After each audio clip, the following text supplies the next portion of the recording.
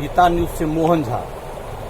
मैं अभी बेनीपट्टी बाजार में बेनीपट्टी विधानसभा क्षेत्र के कुछ गंभीर मुद्दों पर भारतीय जनता पार्टी के वरिष्ठ नेता रणधीर ठाकुर से कुछ अहम मुद्दे की सवाल जानना चाहता हूं। हमारे साथ रणधीर ठाकुर क्योंकि भाजपा के कद्दावर नेता माने जा रहे हैं, वर्तमान परिस्थिति में इनकी कार्यशैली सराहनीय है।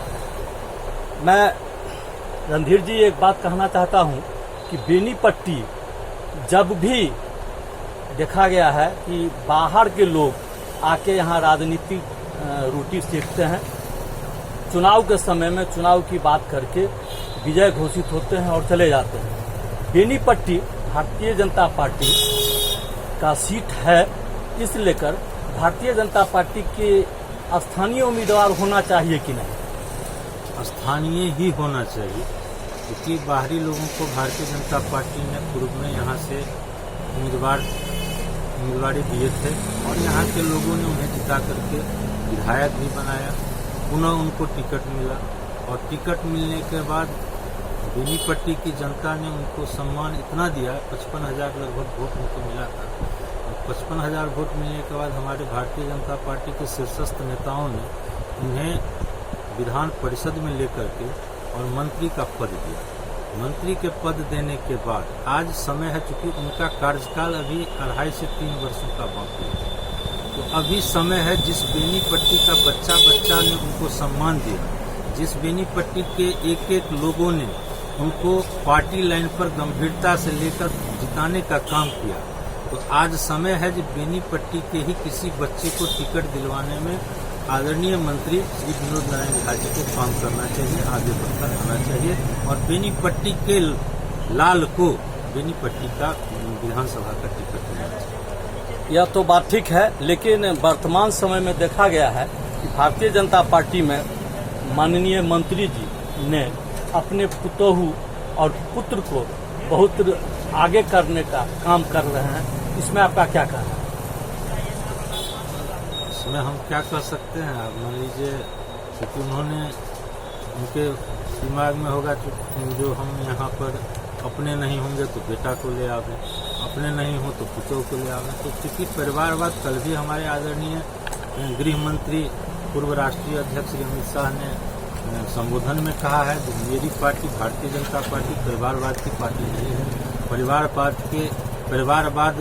के इस ऊपर हम बहुत ही अलग थलग हैं दूसरे पार्टी से। एक चीज है, मैं देखिए बेनीपट्टी का विकास लगभग नहीं हुआ है। 40 वर्षों का हम इतिहास देख रहे हैं कि ऐसा कोई काम नहीं हुआ है, जबकि भारतीय जनता पार्टी का भी विधायक रहे हैं, कांग्रेस का भी विधायक रहे हैं, जदयू का भी विधायक रहे हैं।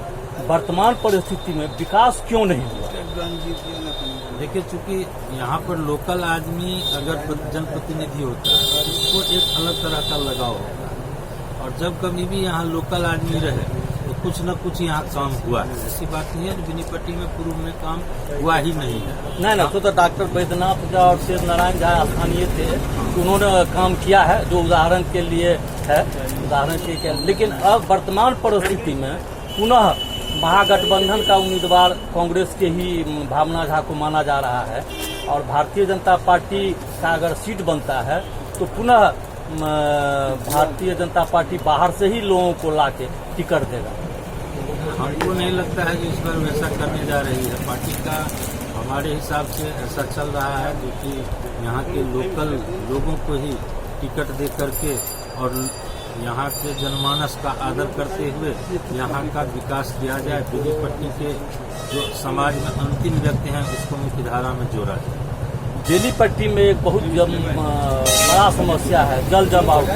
मुख्य सड़कों पर जल जमाव के कारण व्यवसायियों का बड़ी परेशानी होती है, उसका समाधान क्यों नहीं होता? क्योंकि हम लोगों का तो स्तर उतना बड़ा नहीं है। अभी तक नेतृत्व करने का हमारी पत्नी जरूर जिला पार्षद हुई हैं बेनीपट्टी से, और मैंने जिला पार्षद मेरी पत्नी है, इस कारण मैंने एक बार कपिल देव कामत जो मंत्री हैं अभी बिहार सरकार के, उनसे परिषद में मिला था आज से 5-7 महीना पहले।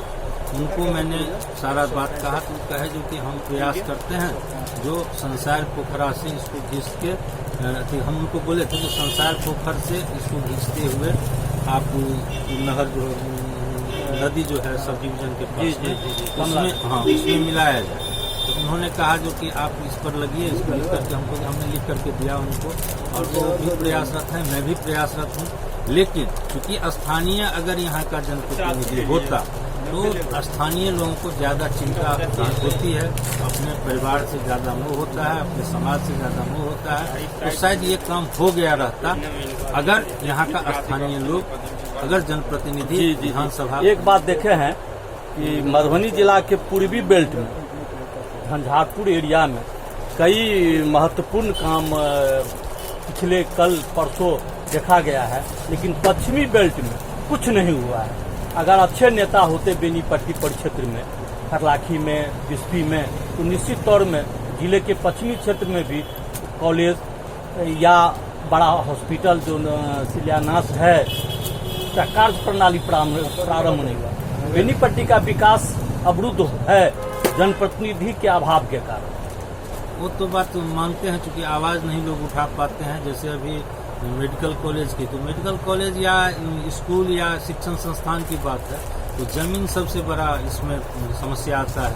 वहाँ झंझारपुर में एक जगह 20 एकड़ जमीन इसलिए मिला क्योंकि जिस समय में अनुमंडलीय अस्पताल झंझारपुर का बना था उस समय हम लोगों के आदरणीय स्वर्गीय श्री डॉक्टर जगन्नाथ मिश्रा मुख्यमंत्री हुआ करते थे और वो उसका अधिग्रहण किए थे 20 एकड़ जमीन का, जो सबसे बड़ा प्लस पॉइंट हुआ मेडिकल कॉलेज खुलने का, क्योंकि 20 एकड़ जमीन मधुबनी के इस साइड में नहीं मिल पा रहा है। और अगर है भी तो जो जनप्रतिनिधि हमारे हैं, माननीय हैं, वो उन्होंने शायद बात नहीं रख पाया, वो कहाँ है नहीं है, इसके लिए मैं ज्यादा क्या एक चीज है। चलिए अंत में एक कहना है कि आने वाला विधानसभा, बिहार विधानसभा 2020 का चुनाव कैसा रहेगा बेनीपट्टी के लिए?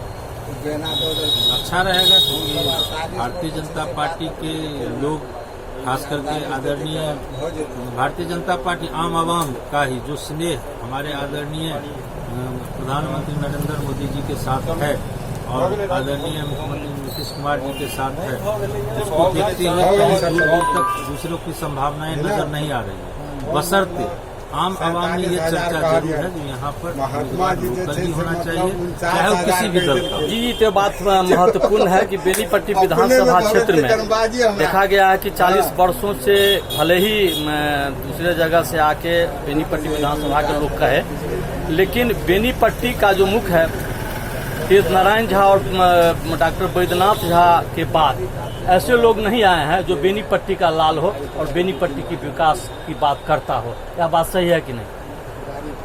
ये बात मैं मानता हूँ, जो कि लोग होना चाहिए। अभी हाल ही में मैं हथियरवा एक गांव है यहाँ पे तिमुहान के पास, आजादी के बाद से अभी तक आज के दिन तक सड़क वहाँ पर जुड़ा नहीं है, मैंने मुख्य सड़क से जुड़ाव नहीं है। मैंने प्रयास किया, वहाँ के लोगों ने मुझसे मिला और मुझसे इस समस्या को लेकर के कहा, तो यहाँ पर मैं डीएन झा उनसे मिल करके मैंने दुर्गानंद झा जी से मिल करके मैंने उसको जमीन अधिग्रहण के लिए 8.5 लाख या 9 लाख रुपया पैसा आ चुका है। लेकिन अब व्यवधान है, जिसका जमीन है तो किसी न किसी पार्टी से बिलोंग्स करता है, वो है मास्टर, लेकिन वो अब अवरोधक बन रहा है। तो अभी अब वो नहीं होगा, क्योंकि बरसात का मौसम आने जा रहा है, अब चुनाव के बाद ही होगा। धन्यवाद। तो चूंकि